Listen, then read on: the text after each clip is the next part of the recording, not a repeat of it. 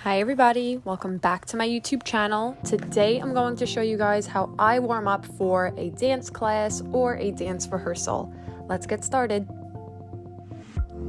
So I usually start my dance warm up with a series of jumping jacks. I like to do 4 sets of 4, changing direction.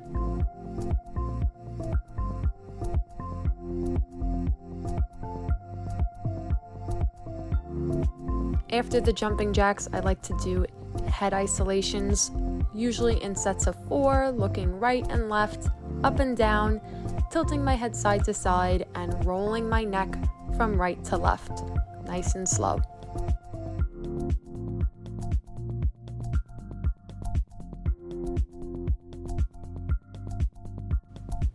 From here, I like to do a slight bend at the knees, keeping my heels heavy on the ground so I could get that nice stretch in my Achilles and my calves. Make sure that when you stretch all the way down, you're just letting your body hang. You don't want to pull too much. And as I sway side to side, I'm letting my upper body release and properly warm up. Make sure that when you bend your knees are over your toes.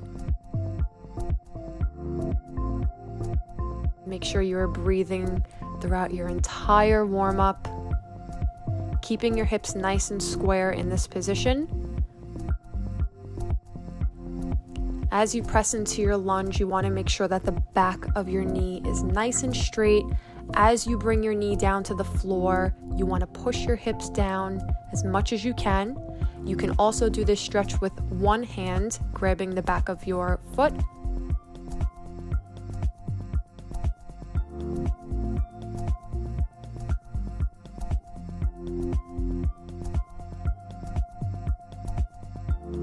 Keep pushing your hips down to the floor, same as the right side.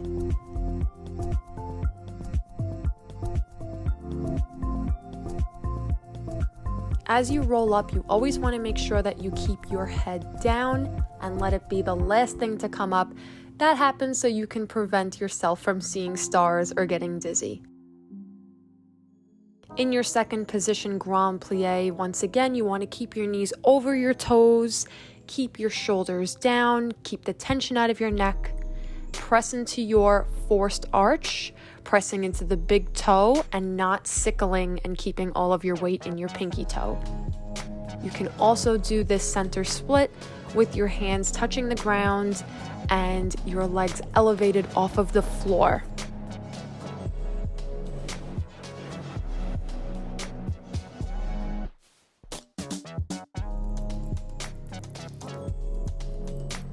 Really let your neck hang forward in this. As you flex your feet, try to flex your feet as hard as you can where you are almost lifting your heels off of the ground. Whenever I lay on my back and I do these type of stretches, I think of pressing my tailbone down to the floor to create a resistance, so I really feel that stretch behind my hamstrings. As you flex and point your feet, really roll through each part of your foot to get it nice and warmed up. Keep your bottom leg nice and straight. Try not to lift your bottom leg off the floor as you pull your leg as close as you can. Make sure that you really inch your way through that stretch and you don't want to force any extension or pull your leg too far when you are not warmed up just yet. It is very hot outside, so luckily I was able to warm up very quick. So make sure that you want to have a nice warmed up body before you start pulling any extensions close to you.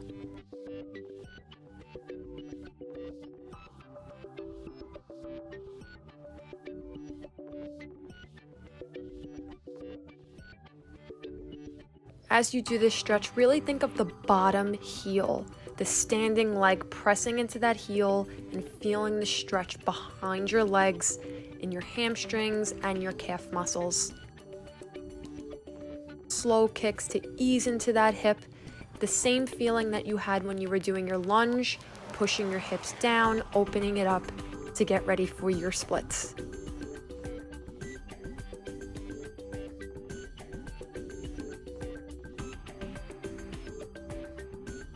Remember, when you go into your splits, you don't want that to be one of the first things that you do in your warm-up routine. If you're not warmed up enough, I would suggest doing more pliés, more bending at the knees with your hands down to the floor, more jumping jacks, and just make sure that you are warm before going into any type of split. You do not want to injure your muscles from jumping into extensions too quickly.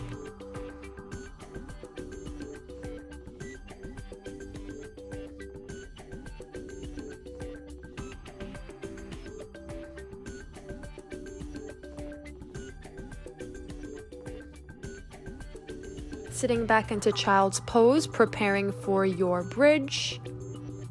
There are different modifications for your bridge. You can keep your hands close to your feet, you can walk them away and straighten your legs, or you can do them in an elbow stand.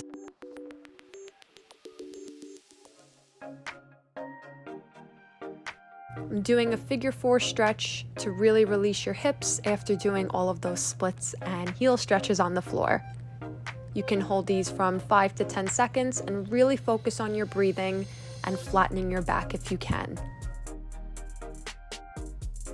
Stretching the back of your calf muscles and your heels.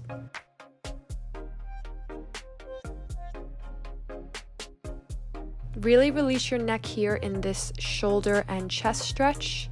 Let your head hang down to the floor. Try to bring your chest to your thighs and really pull gently and roll up nice and slow. From here, you can practice your heel stretches, your needles, your scorpions, and any other tricks or extensions that you would like to prepare going into your dance class or your rehearsal. I like to use this time to work on things that I either have in my routine or things that I just want to get better at. If it's in terms of flexibility, turns, jumps, you can use this time when you are properly warmed up.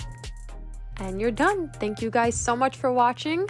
Hope you guys are taking your dance classes, stretching as much as you can, and I will see you guys in my next video.